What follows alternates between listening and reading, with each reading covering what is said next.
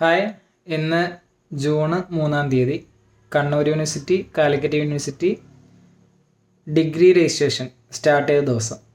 Okay, ഏറ്റവും പ്രധാനപ്പെട്ട ഒരു കാര്യം പറയാനുള്ളതെന്ന് വെച്ച് കഴിഞ്ഞാൽ ഇന്നും നാളെയായിട്ട് കണ്ണൂർ യൂണിവേഴ്സിറ്റിയിൽ മാത്രമേ ഉള്ളൂ. കാലിക്കറ്റ് യൂണിവേഴ്സിറ്റി റെഡി ആയിട്ടുണ്ട്, ഫുള്ളായിട്ട് സൈറ്റ് ക്ലിയർ ആണ്.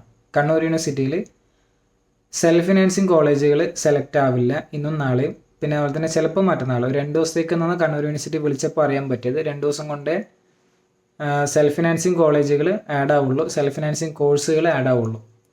ഈ AI ബേസ്ഡ് കോഴ്സുകൾ, അതോടൊപ്പം തന്നെ നമ്മളെ ടൂറിസം മാനേജ്മെൻറ്റ് കോഴ്സുകൾ, hospitality, BBA hospitality, BBA tourism and transport, അങ്ങനെ കുറച്ച് കോഴ്സുകൾ ഉണ്ടാവുമല്ലോ. പ്രധാനപ്പെട്ട നമുക്ക് ഇക്കാലത്ത് ലോജിസ്റ്റിക്സ് ഇക്കാലത്ത് അത്യാവശ്യമാണെന്ന് വിചാരിക്കുന്ന ചില കോഴ്സുകൾ സെൽഫ് ഫിനാൻസിങ് കോളേജുകൾ മാത്രമേ ഉള്ളൂ. ഗവൺമെൻറ് കോളേജുകളിലോ എയ്ഡ് കോളേജുകളിലോ ഇല്ല.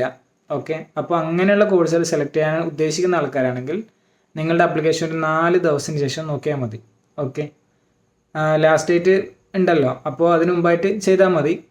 വളരെ തിടുക്കപ്പെട്ട് ചെയ്യേണ്ട ആവശ്യമില്ല. നിങ്ങളുടെ എത്ര വേഗം ചെയ്യുന്നു എന്നതിലല്ല, നിങ്ങളുടെ ഗ്രേസ് മാർക്ക്, നിങ്ങളുടെ മാർക്ക്, +1 മാർക്ക് തുടങ്ങിയാണ് അലോട്ട്മെൻറ്റിൻ്റെ കാര്യത്തിനുണ്ടാവുക. പിന്നെ നിങ്ങളുടെ ഗ്രേസ് മാർക്ക് കൂടാതെ നിങ്ങളെ ബാക്കിയുള്ള പോയിന്റുകൾ, മീൻസ് നിങ്ങൾ caste certificate, non creamy layer certificate, അതൊക്കെ നിങ്ങൾ തയ്യാറാക്കി വെക്കുക.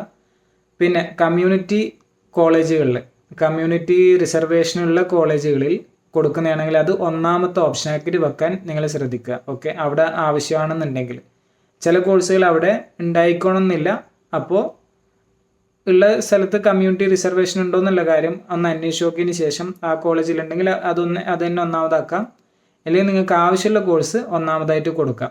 ഓക്കെ, എന്തായാലും നമ്മൾ എവിടെയാണെങ്കിലും പഠിക്കാൻ താല്പര്യമുള്ള വിഷയം 1ാമത്തെ ഓപ്ഷനായിട്ട് വെക്കുക. ബാക്കിയുള്ളത് കിട്ടാൻ എളുപ്പത്തിന് വേണ്ടിയുള്ള കാര്യങ്ങൾ താഴെ കൊടുക്കുക. ഓക്കെ, അതുകൊണ്ട് അങ്ങനെ തന്നെയാണ് ചെയ്യേണ്ടത്. അപ്പോൾ ഈ വീഡിയോ എല്ലാവരിലേക്കും ഷെയർ ചെയ്ത് കൊടുക്കുക, പരമാവധി ആൾക്കാരിലേക്ക് എത്തട്ടെ. തിടുക്കപ്പെട്ട് ചെയ്തിട്ട് ആവശ്യമുള്ള കോഴ്സല്ല കിട്ടിയ എന്നുള്ള രൂപത്തിലേക്ക് മാറുന്നതിലും നല്ലത് 2 ദിവസം കഴിഞ്ഞിട്ട് ചെയ്യുന്നതാണ്. പക്ഷേ ലാസ്റ്റ് ഡേറ്റിന് അപ്പുറത്തേക്ക് പോകരുത്, അക്കാര്യം പ്രത്യേകം ശ്രദ്ധിക്കണം.